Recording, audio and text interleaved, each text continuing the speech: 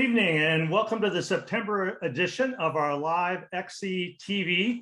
We're just delighted that you once again joined us for what should be an enjoyable hour or so of talking cross country. And it's so great to be back to some sense of normalcy here in cross country.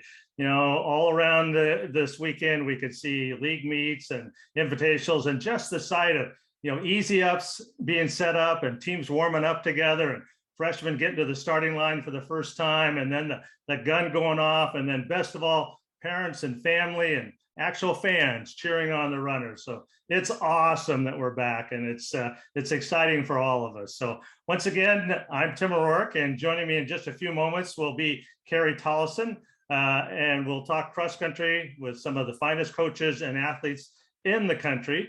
We'd just like to remind you that we're going to be live every second Wednesday of the month. Same time, 8:30 Eastern time, and we'll be heading all the way to the cross country season and where we end in November and December with the national championship meets. So we hope that you'll join us each second Wednesday of the month. And then, of course, if you'd like to, you can go back and look at any of the shows that we've done. They're all at Foot Locker CC. So it's a great tips from a lot of coaches and a lot of athletes, and you can watch those anytime. Just to feel free to go to Foot Locker CC and to check that out. So we would appreciate that. And one of the things that we'd like to talk about tonight, we're really lucky in our sport. It's amazing. The elite coaches are willing to share with young runners. And fortunately, that includes us tonight. And we've got another great group of absolute best coaches in the country joining us this evening. We've got Mike Smith from Northern Arizona University. We've got Amy Rudolph. We've got some great athletes. We've got Woody Kincaid, Sam Prakel, Makena Morley, Bryn Morley, all going to join us. And we'll even have one of our friends, Stephen Luke, who was in Tokyo for the Olympic Games with NBC. He's going to join us. So we encourage you to join in with us. And at any point during the webinar, if you want to click on the chat button at the bottom of your screen, you can type in a question. If we use your question on the webinar, we'll be sending you a $25 gift card. So, all right, let's get started. Let's bring on my dear friend, Olympian, national champion, NCAA individual and team champion, three-time Foot Locker All-American herself, Carrie Tollefson. Welcome, Carrie. Hey, Tim. Happy to be back. It's such a fun time being here, chatting with all the athletes and coaches, but also remembering Foot Locker. Hey, isn't it great? I mean, track was a lot of fun. It was a great summer, but can you feel cross country around the corner? I can. I'm in Minnesota, and there's this morning crisp air that makes you think of getting on the grass and, kicking some butt. I wanted to be a poet, but I better not do that. But, I think it's definitely a fun and uplifting year because it feels like we might be back to normal. And we've been through a lot. We've talked about this a lot on our webinars, but I hope we're turning that corner and we're going to be able to have a normal cross country year. Oh boy, I think we all echo those sentiments exactly. Well, hey, let's jump in here with our first guest. And to say that Northern Arizona University has been on a heck of a run might be the understatement of the year. Last March, the Lumberjacks won the NCAA Division I National Cross Country Championship. It was the school's fourth national championship in 5 years. And by the way, in the 1 year they didn't win, they got second. So Coach Mike Smith is the head of that juggernaut. And let me give you just a brief intro before we bring Mike on, just to what his background is. He was an outstanding high school runner growing up in the Northeast. In fact, he was eighth in the 2 mile in the New Balance Nationals in his senior year. Then went on to Georgetown. He was all Big East, all region, all American in cross country. And in 2007, he qualified for the Olympic trials in the marathon. So after those years at Georgetown, he made his way to Flagstaff, Arizona for the first time around, and he founded Team Run Flagstaff. He also got the opportunity to work under the legendary coach Jack Daniels at NAU Center for High Altitude Training. That was a U.S. Olympic training site for long distance running. But in 2012, he went back east, coached at his alma mater, Georgetown, and he was there for 4 years until he was hired at Northern Arizona University. And as we mentioned, NAU has been on a roll and doing very well. So first off, Coach Smith, thank you so much for joining us tonight. We really do appreciate it. Thanks for having me, Tim. Hey, Carrie. Hey. All right, Coach. Hey, we've been talking for the last several months of all the challenges that everybody's had to endure over the last 18 months, adapted training calendars, adapted training cycles. It was a unique time, to say the least.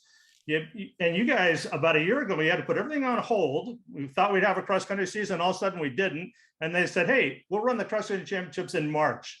So you had to get ready for that. And in March, you guys were magnificent. You win the national championship and they say, okay, 2 months later, now we're going to have a track championship. And you did that. So having that condensed schedule like that, and you guys did so well to peak so well twice, has that had an effect on your training this summer and coming up this early part of the year for this year? Well, that was a hefty few months for us at NAU. I know a lot of other programs in the country were feeling the same way. We put such a team emphasis on cross country. So typically on a normal year, the NCAA cross country championships are followed by a big break. Student athletes go home to their families for Thanksgiving. They come back to school, it's finals, and shortly after are back home again for the winter break holidays. This time around with the championships in March, we went like right into an outdoor track season. And so our athletes were physically tired, but really mentally, emotionally tired. So this coach in particular is hoping that it's the only time we ever have to do that. That would be great. We like having a big break after fall cross country. But I do think our athletes responded really well to it, and certainly, some of them had shorter summers of training, but really entered their summer in top fitness, and so it's all going to shake out in the next few weeks and months for us. One thing that I liked, I covered the NCAAs on ESPN, and I was able to watch how you trained your athletes. I watched how you spoke to your athletes, and we even interviewed you beforehand. And I don't know, Mike, there's some energy that you have. You're real calm. You're real collected. You have that deep voice, which when I trained in Flagstaff, you and I talked about doing a radio show. That's right. But, I don't know what it is, but were you that way as an athlete? And do you bring that calm always to the course or to workouts, or what is it that gets you so interested in these athletes to do well, but also to bring the heat when you need to, because you clearly do? Yeah, let's see. I was not that way as an athlete. Maybe that's how I'm able to understand it. Sometimes I think the experiences coaches have as athletes is really, it's some of the most important stuff you can bring into coaching, because managing my mind was definitely a challenge as an athlete. So I know how important that is for the athletes I coach. I'm constantly trying to read their energy and thinking that I play a pivotal role in either raising it or lowering it, raising tension, lowering tension. We've got a workout that I want them to come really ready for 2 days from now here on campus. So at practice, I'm walking up to them and trying to really intimidate them. And then sometimes I got I know there's something that they might be really worked up about, and I'm going to try to really bring down the tension. So I think that's an important role that coaches play.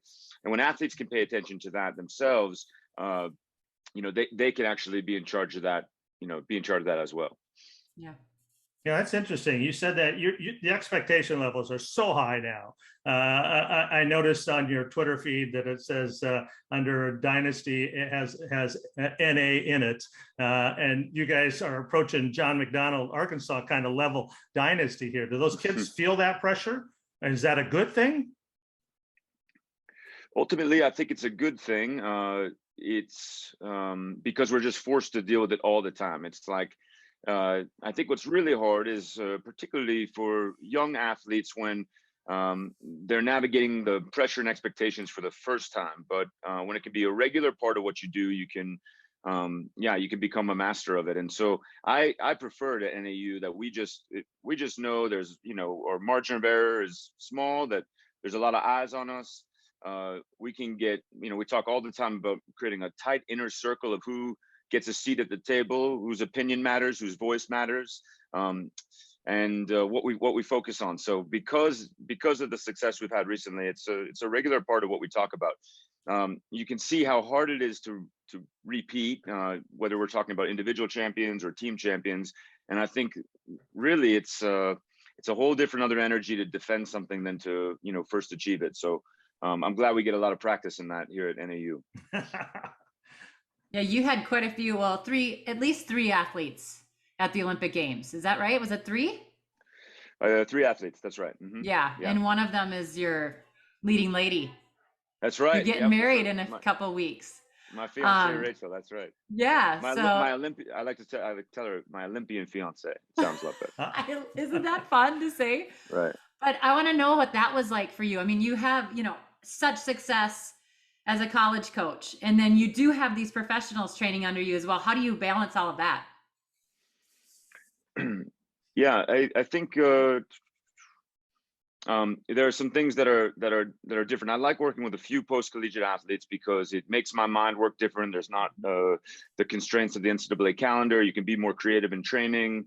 You're not bound to necessarily a 7-day cycle or trying to work out 40 people, within 90 minutes or something like that. And so I think working with a few post-collegiate athletes, just like I also coach a community club for recreational athletes, which also balances me out well.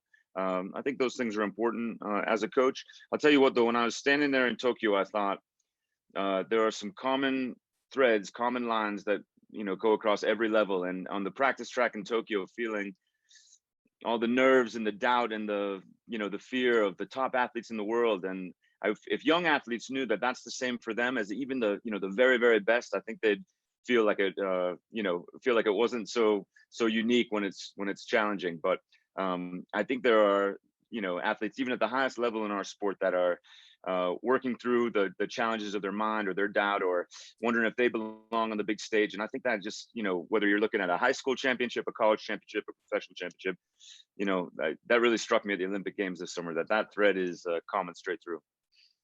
That's great. That's great to hear. Hey, Galen had been there before. I certainly can handle it. But Luis Grijalva, wow, he really has had one heck of a year. Now, I'm a California guy, so I remember watching Luis even in high school. But I am just so amazed at how well you have done. He can run so fast, so relaxed. It's amazing. Is that something you guys have to work on? Because he is just magnificent like that now. Yeah, Luis ran at the Foot Locker championships. I think he was 16, and he's done a great job progressing through the NCAA system. I think he looks a lot more relaxed than he might actually be feeling. That's part of his talent. But we're really proud of Luis here at NAU. He's a great athlete. He's a really, really tremendous guy, and he represented NAU and his country and his family really well at the Olympic Games. He did. I love that we have, so many alumni that come back on, but I also love that the way you talked about the stage, being on whatever stage it's at the Olympic Games, they still are nervous. They still are under pressure, but that's right. Kind of at Foot Locker as well, or at the NCAAs. And I do find that it's interesting as a coach, you've been there, done that. And I think that's one of the reasons why I loved my coaches when I went to college. They were professional athletes. They had, gone through it. And I mean, you don't have to be an athlete to be a coach, but do you feel like part of you goes back to those days of racing and getting after it like you do when you are at the Olympic Games, or even when you're at the NCAAs? Like, do you really feel like that athlete in you comes out? I think what I notice in coaches are just as competitive as athletes, and that sometimes can be just like athletes. It sometimes can be what leads people down, blinds people or gets them away from maybe their original intention in coaching. And but most of these people are just real true competitors, and they that comes out in what they do. And I think ultimately. Ultimately, I'm a competitive person, and that probably is the closest thing I tap into when I'm coaching my team. So now that you've gotten your team, they got it. Like, what it takes to win. Are you going to go back and run another marathon anytime soon? Oh, no, that's not happening. No, I do. I've got a 30-minute loop I do with my dog, and that's about it. Yeah. Love it. Carrie's asking because she's running some marathons. She went on a 20-mile run the other day at 6:50. Not bad, huh? There you go. Hey, Mike, you work with Jack Daniels, and I think almost every high school kid in America knows the name. I don't know if they appreciate, his effect on the sport. He and Dr. Vigil, I think those are the two men that have had the most positive effect on our sport over the last 30 or 40 years. What did you learn in your time there with Dr. Jack there? Yeah, Dr. Daniels, he's a massive influence in my life. I was really fortunate. I didn't know I wanted to be a college coach. I never thought I'd be coaching athletes, but I got to work with Dr. Daniels at the Center for Altitude Training here in Flagstaff. I was like 26 years old, something like that, and holed up in a little office with him. And I think that maybe the greatest gift he gave me is just he's a scientist, and so he looks at everything from the inquiry of why. And so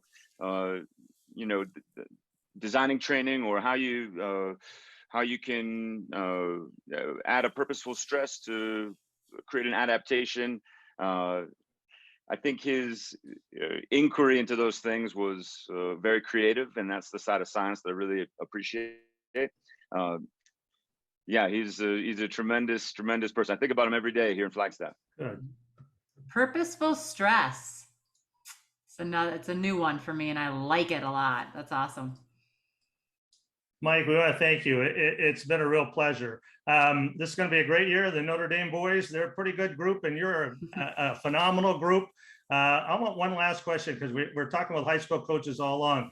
They always say, you can get girls that they like to run together, but boys are so competitive. And you've got all-stars all the way through that lineup.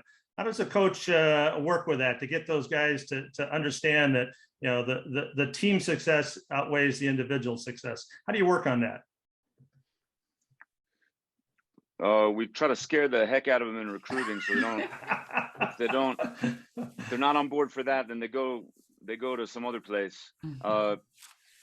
We try to get them to see that actually the individual success, it's not a trade. You're not saying, okay, I'm going to put that aside for the team success. You actually get what you want out of it. It's just this different way that maybe you didn't first consider. So it's the idea that the actual place that you want to arrive, the answer might be the people beside you, not just yourself. So we try to get them on board for that, and when we're successful, the buy-in, I think, is massive after that. Oh my, it's going to be a great year. It's going to be exciting. We get to see a regular season, we hope, and it should be a great national championship. And we're going to be watching and looking for NAU for 5 out of 6. I think Notre Dame's the favorite, so we'll see. Well, they've got some good young guys also. Anyway, Coach Smith, thank you so much. I really do appreciate it. Thanks so much. Mike. Take care. All right. Awesome. So Carrie, we talked a little about the Olympics there. So, he got to be there with Galen and Luis, and it was exciting there. And we've got another coach with us that knows a little bit about the Olympic experience, and she was there twice as an athlete. And we've had some great distance runners on this, but Amy Rudolph is at the top of anybody's list. If you start listing the best American distance runners, male or female, Amy's going to be in that conversation. She's had an incredible career all the way from high school up through. And Amy, let me just do a little bit of an introduction here before we show that 1990 race and that hairdo that we got all lined up for you there. So Amy made it to Foot Locker Nationals twice while she was in high school, was an All-American both times, got 10th and 13th. And she was in probably one of the most significant, if not most significant, high school race, girls high school race ever, that 1990 Foot Locker race. And we'll get back to that in a second. But after high school, she went on to Providence, was an NCAA champion twice, 10 times an All-American. And if that was enough, her post-collegiate career was even better. She made our Olympic team twice at 5,000. And she was a member, get this, 7 world championship teams. Oh my gosh. 3 times a national champion. And in 1996, set the American record at 5,000 meters, 14:56:04 in 1996. Man, oh man. Now she's the Associated Women's Cross Country Coach and Assistant Track Coach at Iowa State. So first off, Amy, welcome and thank you so much for joining us. Well, thank you so much for having me. Hi, Carrie. Hi, Amy. Oh my gosh. Tim, do you understand that this is like one of my favorite people of all time? Yes, and she did not go to Villanova. We usually don't have anybody that didn't go to Villanova. So this really shows you, Amy, how special that Carrie thinks you are, that we were able to have someone here from Providence. So that's awesome. So, hey, we just mentioned, if we can go back, I'm going to start way back just a little bit, because that 1990 race is incredible. You know, they talk about the great Alan Webb and Dathan Ritzheim and Ryan Hall race as being the resurgence of American male distance running. But for our females, I think it's 1990. Oh, there it is on screen. There it is. 1990. You said you had trouble getting to the finish line. So there you go.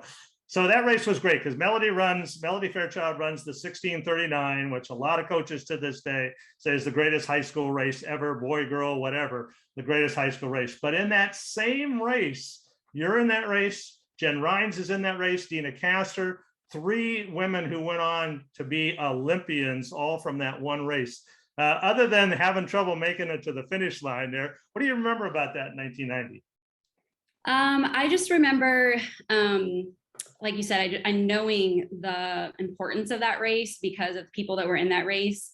And the year before I'd finished 10th. And so wanting to better that place and kind of really putting myself out there to go for it all, and obviously put myself in trouble and, you know, had a rough go at the finish line. But, you know, I think that experience, you know, helped me be a better athlete. And, you know, I think just being at that meet, you know, was an honor. And, you know, you can see the progress of a lot of those women after that. So, you know, they do such an amazing job, coming from a small town, and, you know, just really finally having some competition and, just kind of seeing what big time was really about, I think, you know, helped me for the next phase after that, which was college. So that, you know, that meet was so many things, I think, for me. And sometimes you don't know really how important they are until you get to look back on it. So I think reflection is always really good as an athlete. And looking back on that, you know, was, you know, set the tone for a lot of things to come for me. So. Amy, just to rewind a little bit, even before high school, I mean, you started running when you were little, like my Greer's age, almost 6.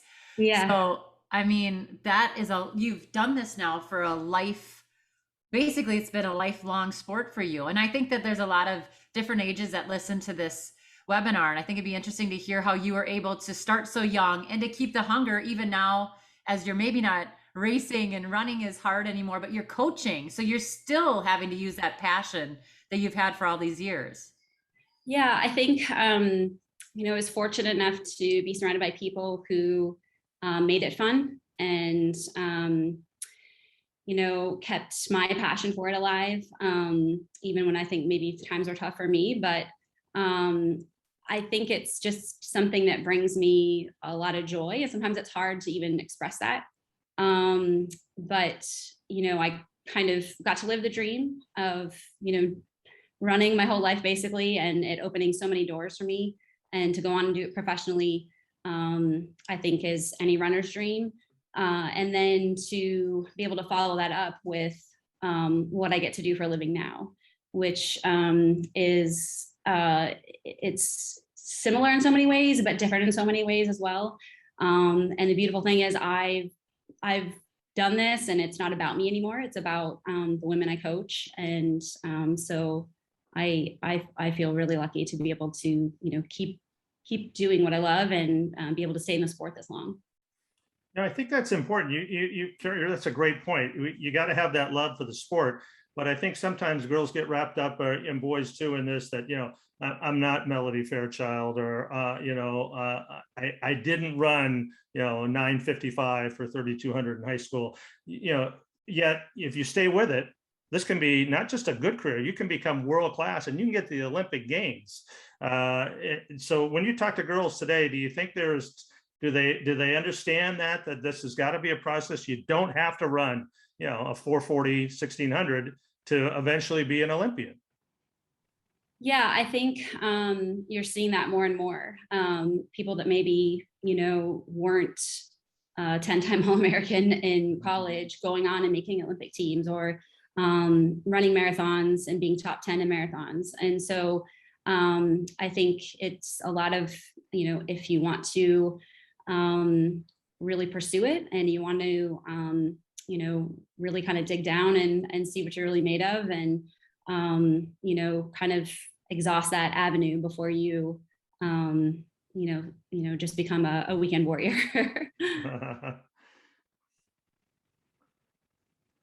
Looks like. Sorry, I was trying to unmute. Amy, I was just looking back and, you and I were chasing that Olympic team together in 2004. And I tell this story all the time. I tell it all the time. But Tim, you might not know this, but I don't think I would have been an Olympian without Amy. She just lifted me up. We were competitors, and she always wanted her competitors to be even better so she could be better. And I'm wondering what you tell your girls in the huddle. I mean, you've been given awards already. You've been at Iowa State for, is it almost 4 years now? I'm starting my 4th year. Yeah. Yeah. And you are getting award after award for coaching, but I know those girls, those ladies, they look up to you so much. And when I think back of the things you used to tell me as a competitor of yours, what to do out there, I just want to know what you're saying to these girls, because they're so lucky to have that kind of advice coming from you. Well, I think, this, as a student athlete, you really have a completely different experience than the regular student body. You really have to sort of give up a lot to focus on what you're doing if you want to do it well. And I just tell them, like, make it worthwhile. Like, let's see how good we can be. And every day is a day to get better. And, when we get in the huddle, there's a lot of trust. They trust me and I trust them. And we know what we're about to do. And I know they have everything they need to be successful. And so for me, it's just letting them know that I love them and proud of them, and let's go take care of business. So I love it. Yeah. That's a great story. I hadn't heard that before. That's awesome. Hey, the one question that comes up at Foot Locker all the time when we have the elite there and the coaches, the college coaches are there, is everybody says, how do you choose a college? So we got a lot of kids out there trying to decide. So you're recruiting all the time. What do you want someone to ask you? And that kind of gives you a way for you to get a feel for them. That was great. Mike's answer, I don't know if you heard earlier, Mike said, we tell him right off the bat, you better be in this for the business, for the team. I love that. That was great. But what do you tell what are you looking for a young high school athlete to ask you to let you know that, hey, I like this kid. I want this kid. Yeah, I love when they ask, where do you see me fitting in on this team? Like, what's your vision for me? And I think, that's probably one of your really biggest initial connections with the athlete, is when you have that conversation. And, you're getting to know each other on the phone before you come to campus. And, when you come to campus, you have that real one-on-one time with the coach and with the team. And I love when they ask that, because, if you don't really have a vision for where they are going to be on the team at that point, then, they're probably not the right fit. We ask everyone that's been at Foot Locker what their favorite memory is. Like, is it the Hotel Del? Is it, the Hill? Do you have a certain memory that you go back to every time you think of Foot Locker, Aim? I think it was really the whole experience. It was, flying out there and landing in sunny San Diego, coming from 3 feet of snow in Pennsylvania, and going into a room and looking at the people that you've read about. We didn't have social media back then, so you were reading stuff through articles and magazines, and hearing through the grapevine about who these great athletes were out in the West Coast or in the South, and all of a sudden you're seeing that person in the flesh, and getting called to the starting line, and then the starting line, and just the whole experience, and then how everyone comes together at the end. And I think that's the really cool thing about the sport, is that at the end of the day, we're all trying to do the same thing, and we all respect each other. And I think it was the whole experience, I think. That's great. That's exactly what Carrie was trying to convey about you helping her. And yeah. Carrie does the same thing. And I think Dina and Jen and all you women have really grown up and became Olympians at the same time because of that. The boys took a few years later to get back to that kind of level. So it was great. So anyway, Amy, thank you so much. Carrie's going to want to say goodbye. Carrie, I'll give you the last word before we let Amy go. I do. I just got to ask real quick, Amy, because when you set the American record and you ran your 14:56, there were not that many people that had broken 15 minutes. How many were there? Oh, I don't know off the top of my head. It must have been like 3. Yeah, I think there was only one American, and obviously broke the record. Yeah, there was only a handful. And then the night that I ran the 14:56, I think there was a couple ladies that ran. But that year, the 5,000, that was the first year the 5,000 was an Olympic event. So yeah, so it was pretty cool. It's so cool. And to think that you were so young when you did it, and then like 8 years later, you were still running 15 flat, like just such an amazing career and such a class act of a lady. Like, have loved every minute of being your friend and also your competitor. So thank you for coming. You're a pretty good friend too, Carrie. That's fine. Amy, Foot Locker alumni so all the way. Thank you so much. I appreciate it. We really enjoyed it. Thank you, thank you, thank you. All right, that was pretty fun, Carrie. It's pretty good. We've been talking, that's interesting because we're talking about how this development. So we've got 4 athletes that are going to come on and join us tonight, and the kind of common theme of them is they all have getting better and better and better. And our first one, Amy was an Olympian, Carrie was an Olympian, and we just had this opportunity to see him in the Olympics, and that's Woody Kincaid. So we're going to bring Woody on, and Woody's an old Foot Locker alum. He was 11th. I think our social media post put out there, Woody, I had to check it a couple times to see if that really was you. You look a little bit young in those photos there, so it's been a while. Anyway, Woody was 11th in 2010. He went on to a successful career at the University of Portland, and now he runs for the Bowerman Track Club. And this year in Olympic trials, 25.5, last 200 to win the 10,000, and then to get to 3rd place in the 5,000. And then you got to go to the Olympic Games. I mean, it's what everybody dreams about, whoever runs the lap on a track. What'd you come away? First off, Woody, thanks for joining us. And what did you come away with after leaving Tokyo? What's it mean to you now? You're a month away. What's the experience been like? Well, first of all, thank you for having me. The experience at Tokyo was a little strange, considering it was my first. It was, believe it or not, even though I've been running for 10 years, it was my first international race. So all of this was brand new to me. Like I didn't know what to expect, but I mean, it just makes you excited to want to make more teams. Like you get to one place and you're like, wow, I want to do this again. I want a new experience. I want running to keep going. So do you want to know what the games were like, I suppose? That's all right. Carrie wanted to jump in there. Carrie, go ahead. I do. Well, first of all, I saw that you were wearing your arm sleeves, even at Foot Locker. Oh yeah, I did. Yeah, that's right. I did. Is that like the lucky thing to do for you, Woody? Yes. Actually, yes, it is. Because we all know you were wearing them in the trials. Yeah, my hair's dyed blue. I dyed my hair. I had a mullet. I had a blue mullet. I love it. So Ingles wasn't the first, huh? There you go. I was the true Ingles. Stay with us for a minute. We're going to bring on some other folks and have a kind of a roundtable with all of you because you're all kind of in the same situation. So let me bring on the next one, and that's Sam Prakel. And Sam's another Midwesterner. A couple of years after Woody ran, he came from Versailles High School in Ohio and did really well. And then not quite as well as the winner that year, if that Edward Cheserek kid turned out to be pretty good. So they both went on to Oregon. I assume when you walked in the door, they are both excited to see both of you equally. Maybe. Anyway, so I think the Sam story is great. Sam, you were good in high school. You were good in college. You win a Pac-12 championship. You're a 5-time All-American, but you're getting better and better. And you've run 350 for the mile now. And this summer you made it all the way to the Olympic trials. What do you think are the key factors in that consistent improvement that you've been doing for this last half decade or so? What do you think the factors are? Yeah, well, first off, thanks for having me on this. I'm honored. Such a legendary event that I had a great time competing at. And yeah, I think I've definitely come a long way since the 2012 Foot Locker race. Wasn't my best race in high school, and went on to college and just tried to put in consistent work and really just find a joy in the training and a joy in the process. I think I truly love running and everything that comes with it. So I think if you can, find a good reason to do it, and stick with it long enough, you'll continue to improve. So yeah, we'll see how much more I can go.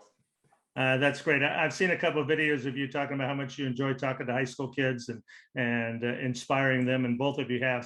So stay with us. We'll bring on the Morleys, and then we can have a group discussion here. So we got a couple other athletes we'd like to bring on into our group here. And it's kind of difficult to say you're a legend in your own state, but if you're in Montana, the name Morley and cross country are synonymous.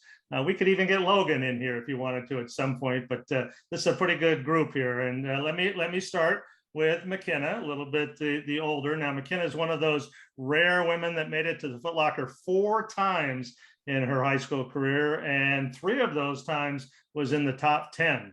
And then went on to Montana right out of high school, and then transferred to Colorado, was an All-American 7 times, school record of 10,000, part of the 2018 NCAA championship team. And Makena, just along with what Woody and Sam, you're running better now than ever. It's going great, but we've been talking about pandemics all along here. And right in the middle of training for the trials, you actually really had to deal with the pandemic. First off, welcome, and it's good to see you recovered. But you got COVID right in the middle of training, didn't you? I did, yeah. It wasn't super fun, but yeah, I got it, and I had gotten it like right after I got my first shot, so it's kind of a weird little coincidence that happened there. But yeah, I think I must have had it in my system and just popped up after. But yeah, it was kind of knocked me out for a week, and I was really nervous of how that comeback would be, because I, wasn't sure. Different athletes had different ways that they were able to come back. So I, took it pretty easy for a week, and then kind of started to build up, and I felt pretty bad for like 3 weeks, but then I was able to still train and get in some good work after that. So, and make it to the trials. So that was great. And adversely, no long-term effects from it. None of those things we've been worried about, that maybe oxygen depletion or anything like that. You're okay now, and think you're just as strong as you would have been. Yep, I think I'm all good. Now I haven't had any, and I had asthma too, so I was a little worried about that. But no, I've seen my breathing's good. So yeah. Good. All right, let's bring on your sister. So in her senior year there at Foot Locker, then Bryn joined her there, came out of Big Fork High School also there. And after a great high school career, she won 8 individual state championships in track and 3 in cross country while in high school. And now at NAU, we just talked to Coach Smith a little bit ago. And we talked about recruiting, and NAU is really on the roll. So real quick, first off, Bryn, welcome. And second off, why'd you choose NAU? I chose NAU basically because of Coach Smith, and then also the team. I went and visited him after doing a race down in Chandler, Arizona. And I told my dad, and I was like, oh, I just talked to Coach Smith and I definitely want to go there. And then later I went on my visit and met the team and loved them too. So. All right. Well, we're going to have a discussion. Feel free to jump in. And before I turn it over to Carrie, I just want to say, somebody posted in our chat here, they saw the Notre Dame athletes running in the Valpo Invitational on Sunset Farms, and they looked really good. So Coach Smith, you're right. We'll let everybody think Notre Dame's the favorite, but we'll come back to that. So Carrie, we got some pretty good runners with us. Oh, I would say, I think I have to know, because you all are alumni, and I've already asked Amy this, but everybody wants to know what your one takeaway from Foot Locker was. So let's just get that out of the way right away, because I got to hear from all of you. So why don't we just start with the guys, and then we'll hit the girls after that. Go ahead, Woody. Yeah, Woody, go. The whole, I think Amy just said this, the whole thing was pretty crazy. I just remember it being very exciting. It was like the first time that I was with like elite runners, where there was just this hodgepodge of people at different points in their lives. They're going to college, and everyone's just kind of excited to see what they're going to do. And then after the race, everyone's talking about where they're going to go. And I remember the Dirty South, like getting tattoos or something on their back, and they said the Dirty South, and they got last, but whatever. I mean, it was fun. The whole thing was, I just remember being excited for college afterwards. Yeah. How about you, Sam? I think just getting close with all the Midwest guys, kind of bringing that team together was a lot of fun. And similar to Amy, just coming from the cold Midwest in the middle of December out to sunny San Diego was really cool. It was the first meet I got on a plane for, and kind of one of those first like national meets I went to, just seeing kids from all over the country, because I raced pretty locally just all of high school. So my first chance to really get out there and run against some good guys, and there were some legends in my race. I was pretty starstruck, to be honest, racing against Ed and guys like Sean McGordy, and guys I had seen race all of high school, and they were a lot better than me at the time, so I was a little starstruck. But it's really cool just to continue to see those guys around the circuit. And yeah, the whole experience, it's hard to pick just one takeaway, but I just think the whole weekend was special and kind of unique for me, because they the Friday night pre-race dinner, they actually threw up the stream to the Wendy's High School Heisman ceremony, because I was a finalist for that the same weekend. I had to choose between going to New York or going to San Diego for the race. So I chose to go to San Diego, but I ended up winning the award. So they had a whole little video for it, and that made the weekend really special. That's right. That's awesome. Makena? Yeah, I'll go. Yeah, similar to what they said, there were so many takeaways, I think, from Foot Locker. You get treated so well, and it's such a fun experience, and I have so many good memories from it. But I think just like being able to run with 40 such speedy like ladies out there was so fun. I mean, coming from Montana, it was really just like me and Bryn and a couple other people. So it was so nice to have like 40 women that were really, really fast and able to run with them, and you meet some pretty lifelong friends from that event too. So just a really special event, and yeah, really similar to those two. It's really cold in Montana in December, so really nice to come to San Diego and see that area too. So just an awesome event and a great learning experience. Nice. Bryn? Yeah, mine's pretty similar to everybody else's as well, and McKenna's, but I think it was super cool getting to watch McKenna go for 3 years and just like having the dream to make it and then finally making it.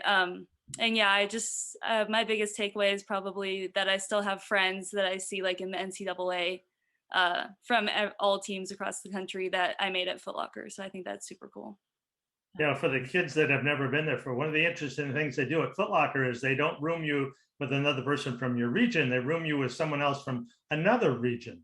And so you get to really learn about other people. And you're right, it's nice to know. I don't think there's anybody that really understands the level of commitment that you have to have, except for the other 39 boys or girls that are there that do that. So it's a great process, and it's really the first step. We talked about it before on this Olympic team, Woody, of which you remember those 30 distance runners, the 5 distance races, the 3 people of the 24 that were born, that qualified, that were born in the US, that didn't come here after high school. 15 of them ran in the Foot Locker of those 24. So, it's a great stepping stone. So here, let me ask you this question, because we got a lot of high school kids that come on and they're always looking for tips and all. So let's start with the ladies first here. And McKenna, if we can start with you. So you've had a great career and you're running really well now. So if you could go back to McKenna as a sophomore in high school with all this edit, what would you tell her? What would you do different? Or what did you do that you say, hey, you know what, that was just right. That got me to where I am. So what would you tell 15-year-old McKenna? Yeah, I mean, I definitely would. I'm kind of almost going back. I used to be, really in all the races, I would go into them and I'd be super confident. I'm not really sure where I got the confidence from, but I would always just be like, well, I can do this. I'll go to the front. I can lead this thing. And I feel like I kind of lost some of that in college a little bit when I went. So I feel like I'm kind of starting to come back. So that was a good thing that I used to do. And I think, sometimes when you're in high school, you can kind of it's hard to, especially in Montana when there's not a ton of people, before Bryn came into high school, there wasn't a ton of people that I was able to race with. So I think, I wasn't super good at times at running with other women that were the same speed as me. And so I think, being able to tell myself to relax and like learn how to run with other people that are, the same speed as you or better than you, and, take lessons from them is something I probably could have learned when I was in high school. But yeah. All right, Bryn, you're coming to the end of your college career. What would you tell a sophomore Bryn that was either good or bad coming up? I would probably tell her to enjoy high school more. I put a lot of pressure on myself to have perfect races, and since we were from Montana, we're used to getting like first or in the top 3 of races. So it was really hard when we go to like Foot Locker And I think I got like 26th, and I was like, oh, that's like, I was so disappointed with that. But I think I would going back, I would tell myself that's like just such an exciting experience, and to be happy with that. Yeah. And Sam, what about you? What would you go back and tell young Sam? Probably just to be yourself. I think, you know, a lot of professional runners and college runners think back to their high school selves and think of, you know, all the pressure they put on themselves, which was very, very true for me, but more so, you know, just if I continued to just be true to who I was, you know, going around to meets like Foot Locker. I think just being more myself, I guess. I was always pretty quiet, pretty shy, but I feel like I would have gotten more out of experiences, you know, in college and in high school if I was just like myself more of the time. Woody, when you go back and talk to William Kincaid, that's what your Foot Locker result has you on there. When you were 14, 15, were you thinking, I'm going to be an Olympian? Everybody wants to be, but were you thinking it? No. In fact, all these people are, they were a lot more focused than I was. So my big folly was probably to focus on one thing and get good at that. I was always trying to be good at everything. Like I was, you know, and some of these things were not productive. I wanted to be good at Halo. I spent a whole year trying to get good at a video game. You know, I want to be good at skating. I was a competitive skater. I didn't just want to, you know, just skate around. And I think if I just focused on, you know, being good at running a lot earlier, I wouldn't have, you know, I'd have a longer high school career. I wouldn't just be there as a senior, hopefully. But that's Hold on though, Woody. I gotta dig into that a little bit. Sure. Because you make the Olympic team this year in not one event, but two. So there's something in you that doesn't just, settle's the wrong word, but doesn't just like, you know, think it's okay to just float and get through one event, right, or maybe good at Halo or be a good skater. Like there's something about that makes you who you are. So how did you find that? Like, were you coached? Did your parents teach it to you? Was it something you visualized? How did you find that? Yeah, definitely. It ended up being a coach in high school where I kind of need to like my coach. Like I'm not very, like, I don't like that hierarchy. I need to trust my coach. I need to like really like, and we happened to get a new coach when I was a junior. She was like 25, which at that time, you know, I didn't realize how young she really was. And we just vibed really well. And she just like, you can be really good at this if you just stay focused, and really sure to tell me, he's like, you can be really good at this. And I loved everybody on the team. Like I got along with everyone. And that's kind of how it was. Obviously my parents they were like, why are you playing Halo? Like do something productive. But I'm trying to be good at Halo. Like they didn't understand that. But you know, once you try and be good at running or something that they see results in, suddenly it all makes sense, right? Exactly. Hey, Sam, I want to dig into yours a little bit too. So you talk about finding your true self sort of, and it was, I'm sure, heartbreaking for you this year to not make that team. I mean, you're a 350 miler. You have every right to be on that Olympic team, and it only comes around once every 4 years, right? But this year was once every 5 years. But, you know, now you stayed domestic, you were competing here, and you were still towing the line and bringing your A game. So I want to know, like, being true to yourself, how do you keep the fire when you're disappointed, and then you still have to like watch the Olympic Games for 2.5 weeks when you're ticked and you wish you could have been there? There's a lot of high school kids that have been there, done that, like same thing that you're going through right now. So how do you stay true to yourself when you're sad? Right. Now, I think it shows a lot about an athlete in how they respond to adversity like that. And I've always found myself to be a pretty persistent person. You know, I just like to push through those tough times and try not to feel sorry for myself for too long, and knew that there are some good opportunities ahead. And I feel like most years I just get better and better as the summer goes on, no matter what happens. So I just wanted to see what would happen if I just kept training and kept moving forward. So it's been a fun summer so far, but yeah, I think just thinking about my like previous years and you know, I've had disappointments in the past with like not making the World Championships. I was the first guy out for making the 2019 team for Doha. and kept racing and kept traveling, and it paid off in the end in getting some wins. So yeah, I think just bouncing back and showing that resiliency is something that I see in myself. Yeah, you're doing great. It's been fun to watch you. Now, you Morley sisters, I got to ask you a follow up, and then Tim, you can take over again. But you talk about not having a lot of competition, Makena, and Bryn, you coming up behind her. I mean, Makena just finished second in the country in the 20K. So she's knocking at national championships again.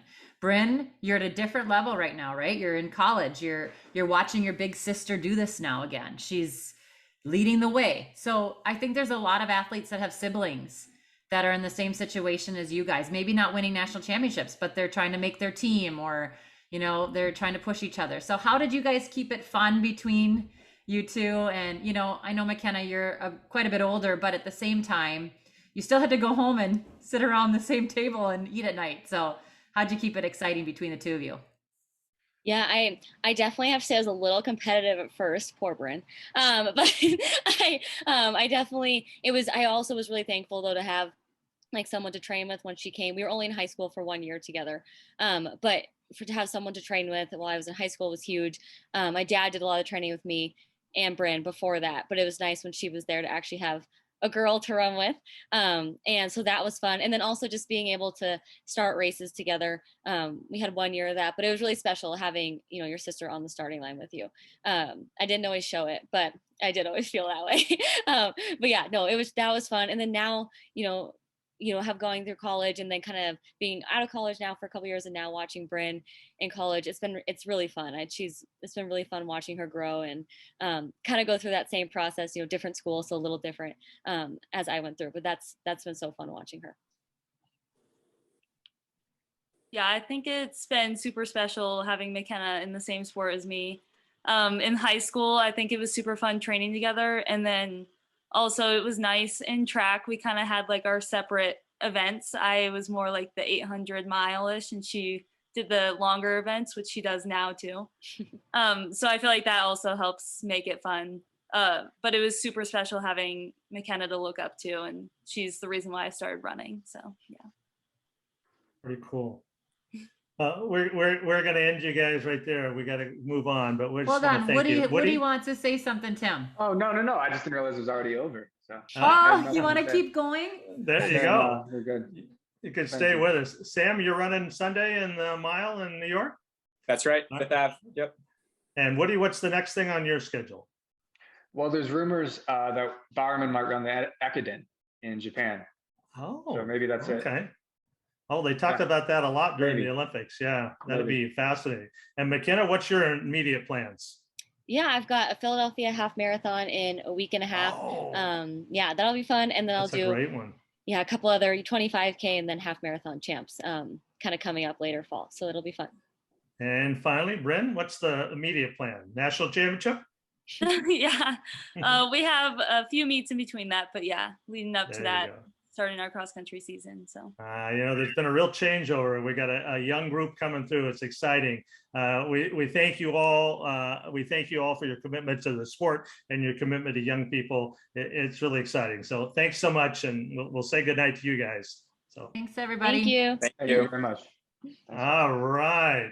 This is going to be a lot of fun for us. We were all supposed to be in San Diego last December, but something happened and we couldn't get there, and we didn't get a chance to see our good friend Stephen, but we got to see him on TV. Stephen, welcome. It's great to see you, my friend. Hi, Tim and Carrie. Great to see you guys too. I've been sitting here listening to everybody, and it's been so fun just sort of getting back into the Foot Locker spirit, Oh yeah, Stephen's an NBC reporter, and they sent him to Tokyo for the Olympics, and he was there. He quarantined for 40 days, and then came home. And what'd you get when you came home? Well, are you referring to COVID? Yes. Yes, you look like all those reports you did from Tokyo. Everything was you were so careful, and you have to come home, and here you have it at home. Oh my god! And then I went to Texas. No, I dropped my daughter off at she's a freshman at Baylor, and so that was great. And then we would spend a night in Austin, and so one of those two cities is where in the end where I got it. Who knows? but thankfully I was vaccinated. And so I'm thinking hopefully that saved me from some additional physical problems and stuff like that. But it's been more than 2 weeks now, and I'm thinking I'm just getting back to normal a little bit. This is a running show, so it's interesting. Yesterday I went out and I did a first run. COVID. I didn't set any distance or time mark, sure, but I was able to do about 2.5 miles without finishing. So I was proud of myself there. You and Carrie could run the big hill this year in San Diego. That'd be great. That's what I was wondering. Did you go out to Balboa and just, because you're thinking Foot Locker. So, I'm wondering if you went and did the hill a few times. No, you know what? That looks easier on TV. I know that much. It definitely is easier sitting in the booth. But one of the things when we were talking about having you come on, how many years have you been on the broadcast with Tim and I? I was trying to figure that out as I was getting ready here. I think it's been 7 or 8, I think. Yeah. And the reason I did that is because at the Olympics, it was my first time, and I've been covering the Olympics for probably about, this was my 6th, including summer and winter, but I started doing reports for NBC San Diego back in like 2003 in the lead up to Athens. But this was the first time I remember being at the games and having a moment where, because my work over there is like an inch deep, a mile wide. I'm all over all the events and mostly focused on San Diego stuff, since that's where I work out of.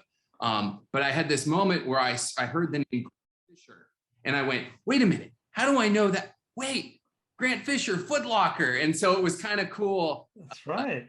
It was my first sort of Foot Locker moment at the Olympics, looking gazillion different directions and going, oh, wait. So he was back, 2014-ish? Gosh, yeah, it's about that right around there. Yeah, right after Woody we were just talking about. Yeah.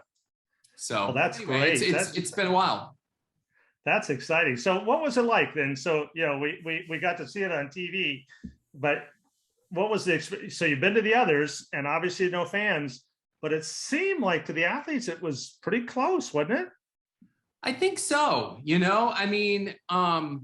me, it was kind of a tale of 2 Olympics, because I was there for the first 14 days under the quarantine. And it was, I wasn't just sitting in my hotel room. We were kind of in an Olympic bubble and could take Olympic transportation and stuff like that. But we couldn't get out and immerse ourselves in the city. We couldn't take public transportation. And thankfully, I was there for like 24 days. So I had about 10 days on the back end where I was able to experience this, second version of the Tokyo Olympics, where I was able to experience the city and stuff. I don't think most of the athletes got that, because I don't think they were ever there for more than 14 days because of the fact that they had to leave immediately after their competitions were over and things like that. But let's face it, most people watch the Olympics on TV. And I think having had a year of watching the NFL in empty stadiums and things like that, we were a little bit used to it. It wasn't that jarring. I think for the athletes, they're there not to go, party until 2 a.m. at the bars and do stuff like that anyway.